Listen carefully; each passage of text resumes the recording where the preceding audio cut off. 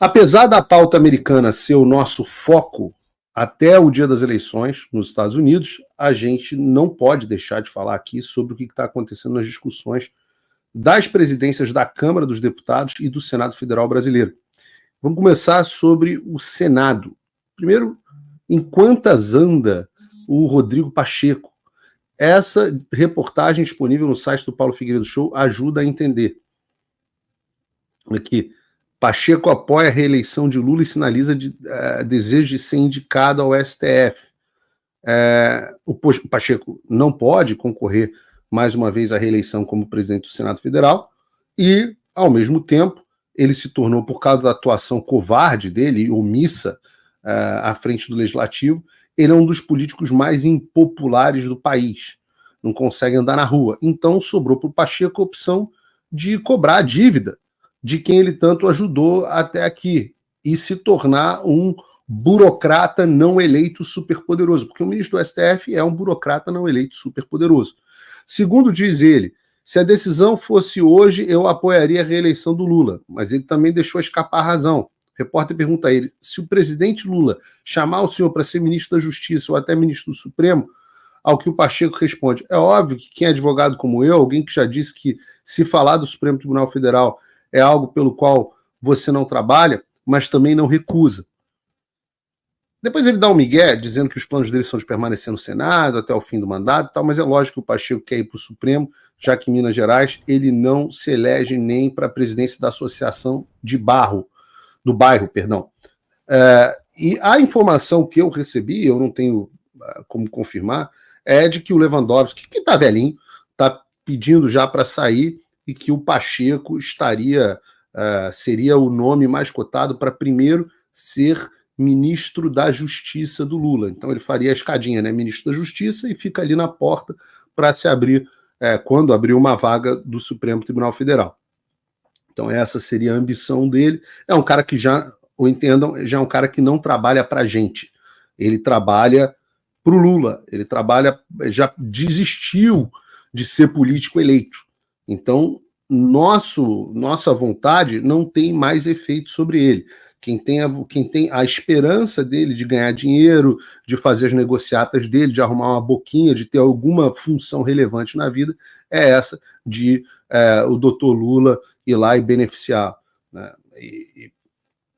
Ossos do ofício. E talvez por isso ele tenha falado lá do PL da anistia, que está na Câmara dos Deputados e sobre o qual nós ainda vamos tratar aqui hoje de forma um pouco mais detalhada.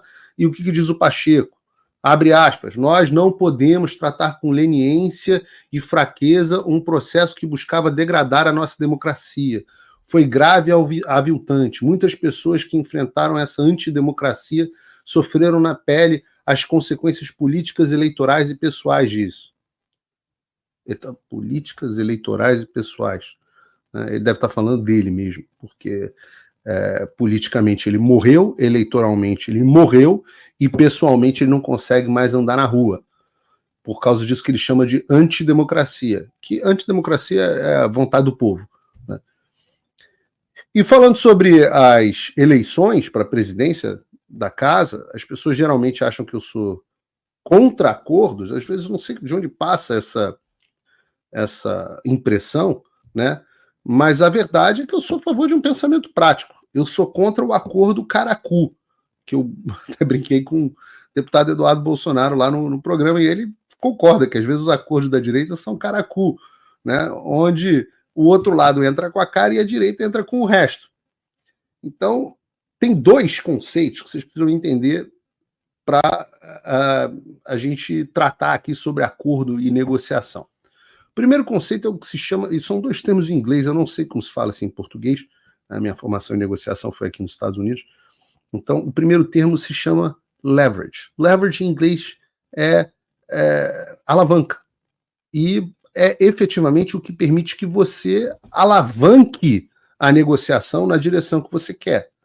É o que você tem que o outro lado da negociação quer, ou o que você tem que eles não queiram que aconteça. Você pode ter um leverage positivo ou um leverage negativo, né? Pode ser alguma coisa que o outro lado quer de você, ou pode ser algo que o outro lado morra de medo que aconteça com você.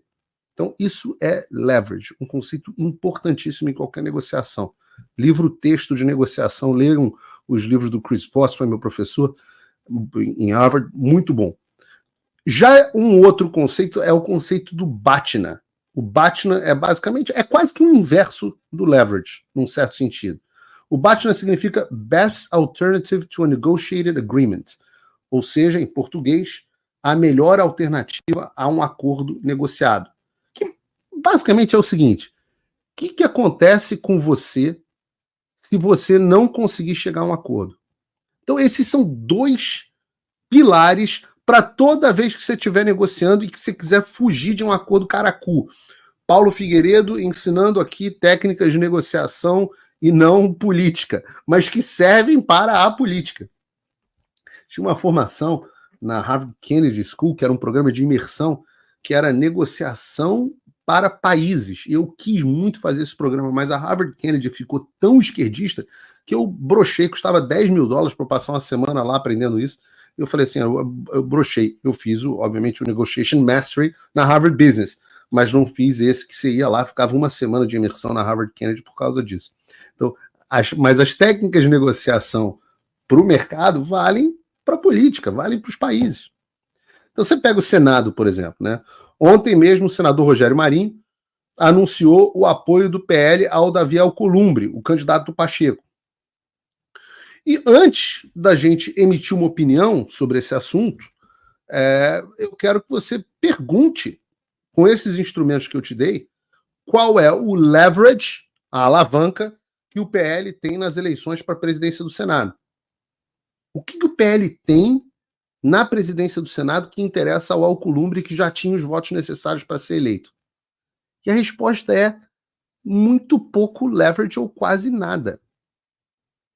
Porque, volto a dizer, o PL tem a segunda maior bancada do Senado, o que seria maravilhoso, mas o Alcolumbre já tem os votos necessários para ser eleito sem o PL. Então, o leverage é muito ruim. E qual é o BATNA? O que acontece se a gente não, se o PL, né, a gente não sou do PL, alguns podem dizer que sou um ato. O que acontece se o PL não tiver acordo com o Alcolumbre?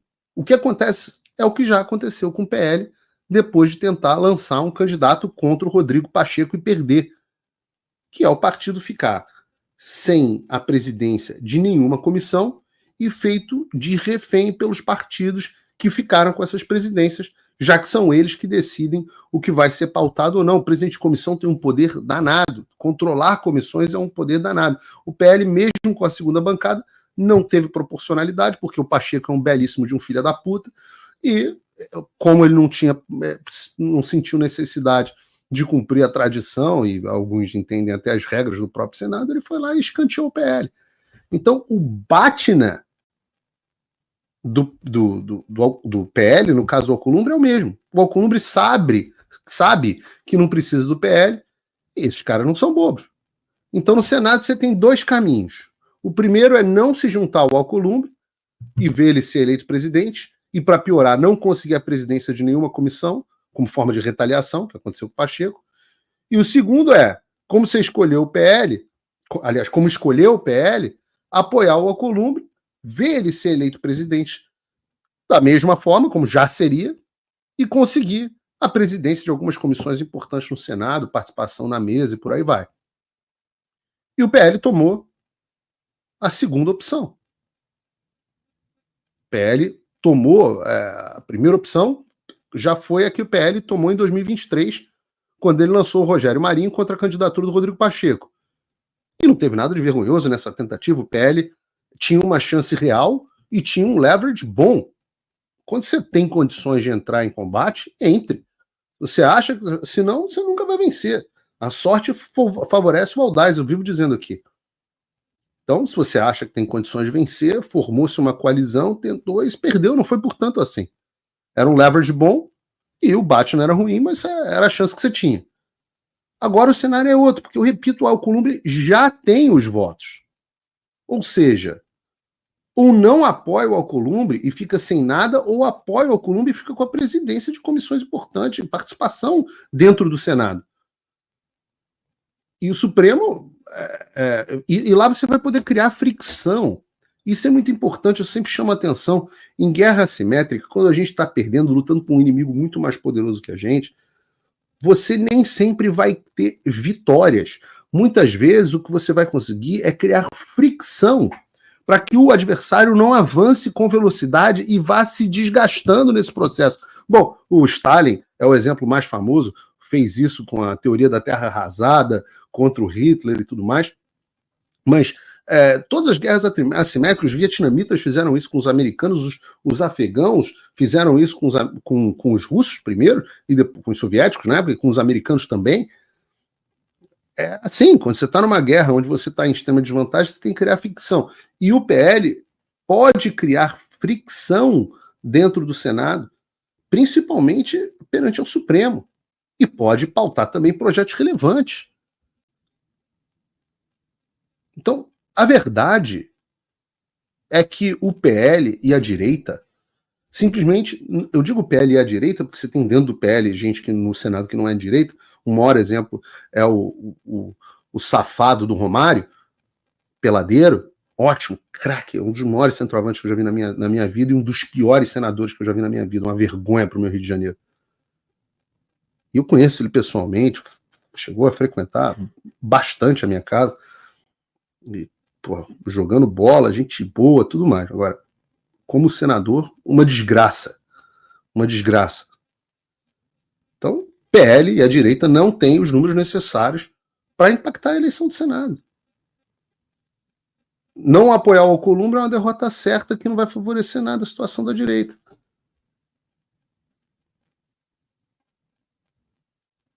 Aí tem a conversa que está sendo levantada de lançar o senador Marcos Pontes como uma alternativa, como se o Marcos Pontes fosse se rebelar. Primeiro que o astronauta, eu vivo dizendo, vive quase que literalmente no mundo da Lua. Até agora ele não mostrou para que veio. Bacana, assinou todos os pedidos de impeachment até hoje, bem, ponto positivo para ele, mas sinceramente, o que você no chat, me faça um favor, tirando o podcast sobre alienígena, o que o Marcos Pontes fez como senador até hoje? Qual o mote da campanha do Marcos Pontes? Me respondam aqui, por favor, no chat. Ele não tem nada para mostrar. Liderança nenhuma. O nome dele não faz sentido nenhum. Se fosse um cara mais robusto, como o senador Magno Malta, que tem um histórico robusto dentro do Senado, respeitado articulador, conhecedor dos regimentos, o Magno Malta realmente é um gênio. Aí tudo bem. Pelo menos você cria um contraponto. Marcos Pontes, senador de primeiro mandato, sem nada para mostrar. Eu vi a possibilidade que o Eduardo Girão, o senador Eduardo Girão, lançaria a candidatura avulsa dele, mais para marcar uma posição do que para tentar de fato vencer. E eu vejo valor nisso. Eu vejo valor nisso. Eu gosto, e seria um sonho, né, ter um senador como Girão na presidência. Mas infelizmente, tem que dar. Eu sou aqui o primeiro a criticar as estratégias do Bolsonaro e do PL quando eu acho ruim, mas nesse caso não tem alternativa. Não vejo alternativa. Agora, na Câmara, qual é a situação na Câmara? De novo, Leverage e Batna. E aqui eu vou dar uma informação diretamente de bastidor para vocês. E é por isso que eu falo que vocês têm que compartilhar o programa com seus amigos e os seus inimigos. As informações que eu trago aqui não são qualquer pessoa que consegue. Tem que ter confiança, ética, respeito aos princípios do jornalismo e por aí vai. E hoje eu conversei extensamente com muitas pessoas na Câmara e a situação me parece ser a seguinte, isso foi o melhor que eu entendi até agora. 3 caras estavam se colocando como candidatos à presidência. Hugo Mota, aliado a Arthur Lira, Elmar Nascimento, do União Brasil, e Antônio Brito, que é o líder do PSD, o Partido Kassab, na Câmara. Conforme as negociações foram acontecendo, os partidos foram fechando, neste momento, em torno do Hugo Mota, o candidato do Arthur Lira. De novo, ele é o candidato, o deputado mais poderoso da Câmara. Então, o União Brasil fechou, o MDB fechou, o PP fechou, e outros partidos também. E aí o PL Ó, só com esses partidos, os caras já estavam com 200 votos. Né?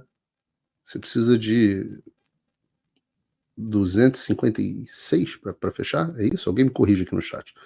Ser, bom, não sabe, né? Porque você não sabe qual vai ser a votação, mas você precisa de mais ou menos uns 250 para você conseguir a eleição no primeiro turno.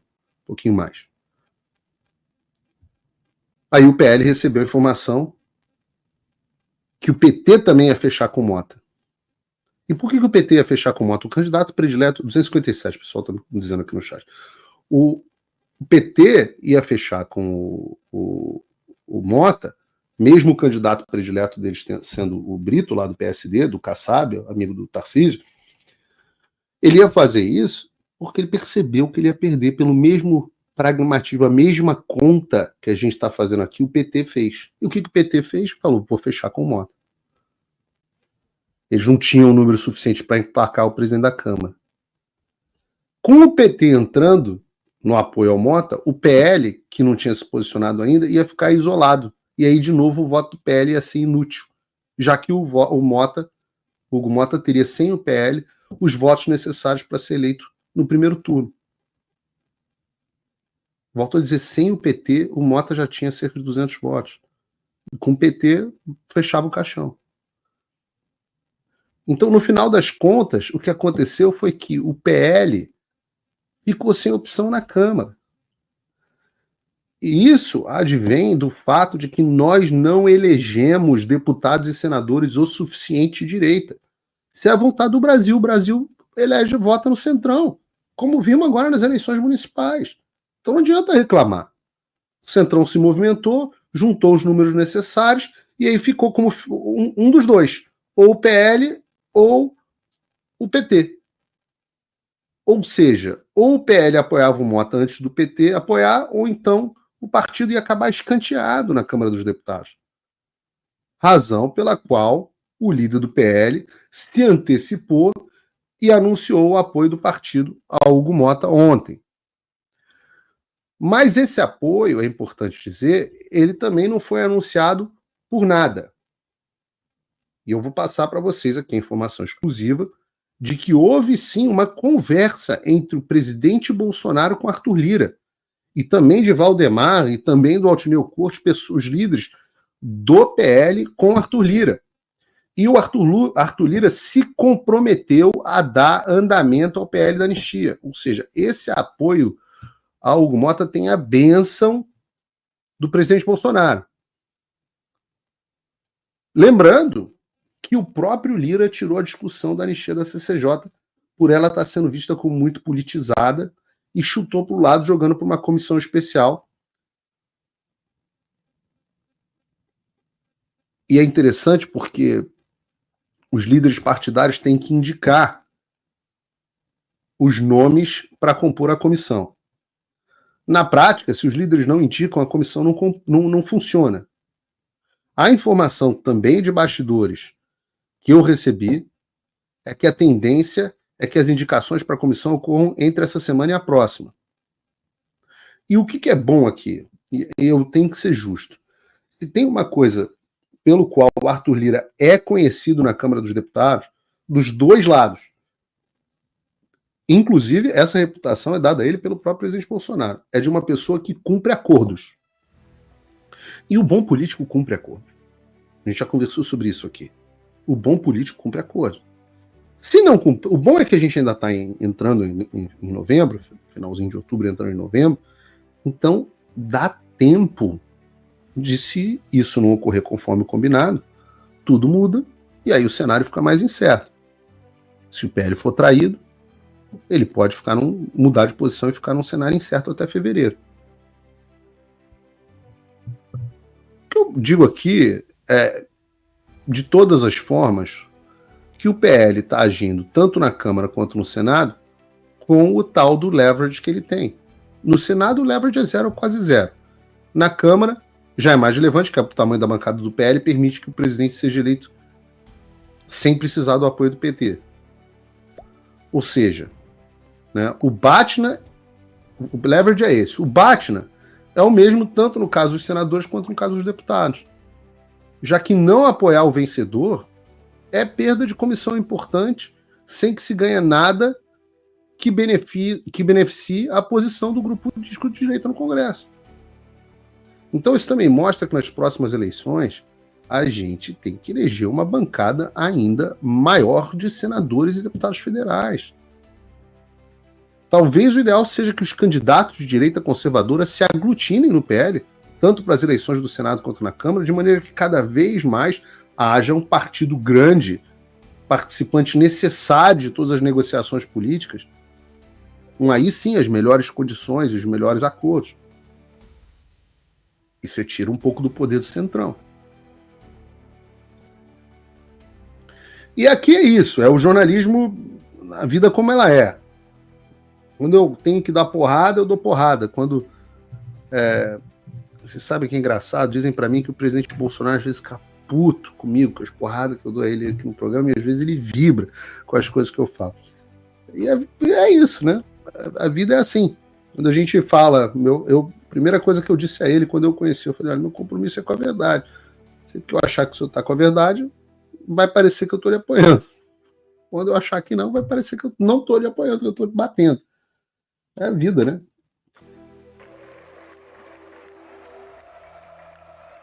Olá a todos. Quero destacar a incrível resistência do canal Endireitei no YouTube, que tem enfrentado de maneira firme e determinada os boicotes recentes da plataforma. A necessidade de apoiadores e colaboradores neste momento torna-se crucial para manter viva a liberdade de expressão e o debate saudável. A contribuição de cada um de vocês é fundamental para que vozes diversas continuem sendo ouvidas e para que a pluralidade de ideias seja preservada. Juntos, podemos fortalecer e defender a importante missão deste canal. É hora de unirmos forças e demonstrarmos que a liberdade de expressão é um direito inegociável.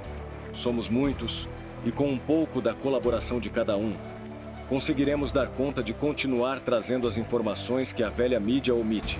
Juntos somos mais fortes.